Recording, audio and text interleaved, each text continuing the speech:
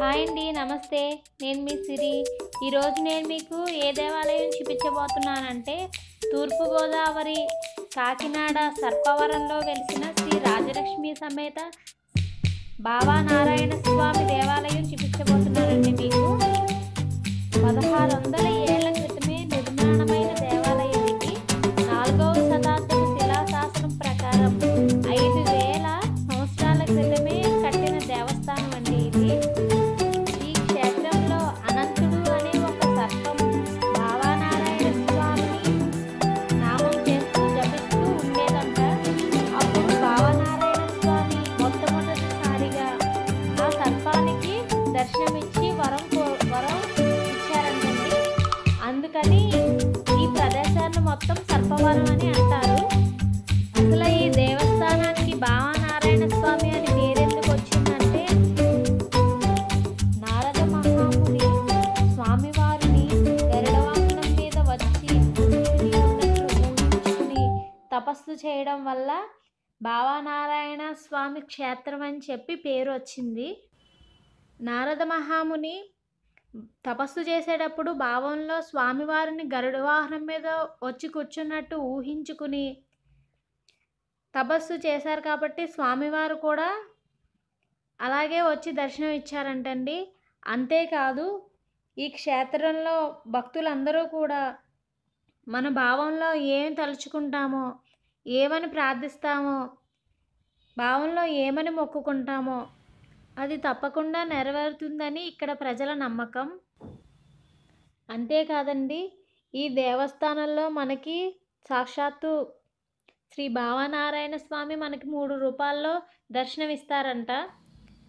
అంతేకాదండి, ఈ క్షేత్రాన్ని దర్శించుకుంటే 108 విష్ణు క్షేత్రాలు దర్శించుకుంటే ఎంత పుణ్యం వస్తుందో అంతకన్నా ఎక్కువ పుణ్యం వస్తుందని ఇక్కడే నమ్మకం. ఈ స్వామివారిని ఎక్కువగా ఆదివారం దర్శనం చేసుకుంటారండి.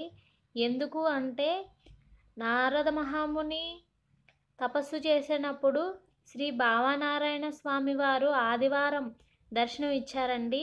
అది కూడా మాఘమాసంలో వచ్చే ఆదివారం దర్శనం ఇచ్చారంట. అందుకని ఆదివారం ఎక్కువ దర్శనం చేసుకుంటే మంచిదని ఇక్కడ అందరూ అంటూ ఉంటారు.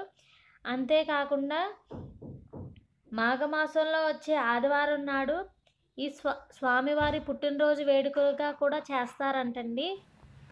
ఆలయం లోపల కెమెరా అలౌ చేయలేదండి, బయట అయితే తీసుకోమని చెప్పారు.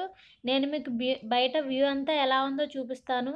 చూశారు కదా, ఇది ఎప్పుడుదో పురాతనమైన కట్టడం అండి. మొత్తం టెంపుల్ అంతా ఎలా ఉంది చూస్తూ ఉండండి.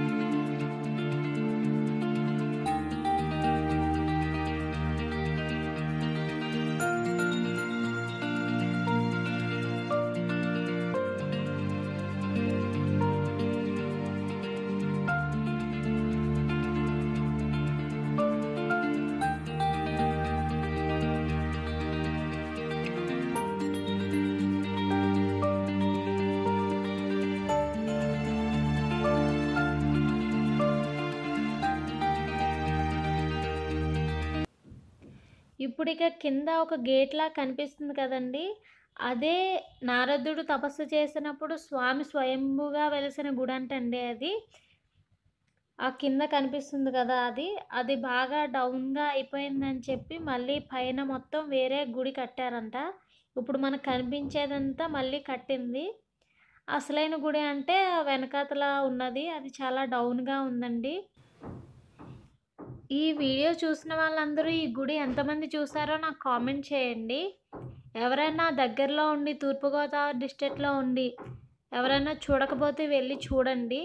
చాలా బావుంది. బయట మొత్తం తులసి మొక్కలు చాలా ఉన్నాయండి. విష్ణుమూర్తికి తులసి పత్రితో పూజ చేస్తారు కదా! అందరికీ తెలిసిందే. మొత్తం లోపల బయట వ్యూ అంతా ఇలా ఉంది. లోపల చూసారు కదా! ఇప్పుడు గుడి బయటకొస్తే వ్యూ అంతా ఇలా ఉంది. మొత్తం పెద్ద పెద్ద మొక్కలతో చల్లగా ఉంది. గుడి కూడా చాలా బావుంది. ఎవరైనా చూడకుండా ఉంటే ఆ దగ్గర వెళ్లి తప్పకుండా వెళ్లి చూడండి.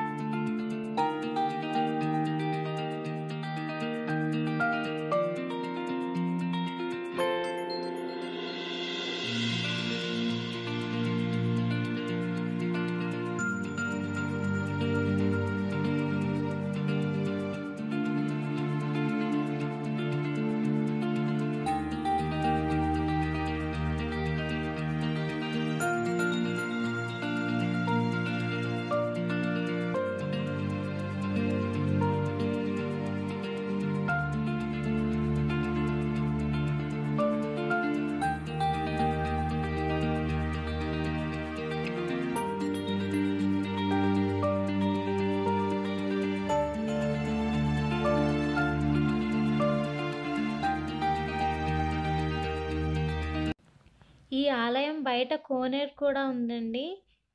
కోనేరు వ్యూ అంతా ఇలా ఉంది. ఇక్కడ పెద్ద నారదుడి విగ్రహం కూడా ఉంది. అది కూడా చూడండి. ఎవరైనా నా వీడియో ఫస్ట్ టైం చూస్తుంటే లైక్ చేయండి, షేర్ చేయండి, సబ్స్క్రైబ్ చేయండి. Thank you.